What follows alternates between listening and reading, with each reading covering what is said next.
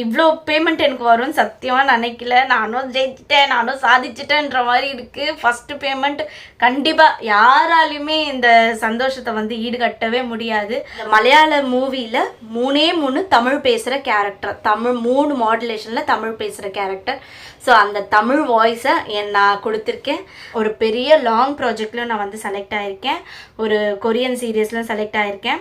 மணிகே சாரோட ஸ்டூடெண்ட் நான்.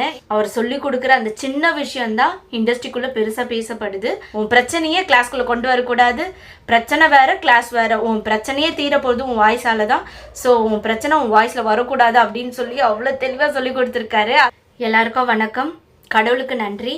என் பேர் செல்வநாயகி. நான் வந்து லைம்லைட் கோச்சிங்கில் 3 மாதம் கோர்ஸ் முடிச்சிருக்கேன். நான் கோர்ஸ் முடித்து 3 வாரம் தான் ஆகுது. மணிகே சாரோட ஸ்டூடெண்ட் நான். இதை சொல்கிறதுல எனக்கு ரொம்ப பெருமையாக இருக்குது. அது மட்டும் கிடையாது, இன்றைக்கி நான் ஒரு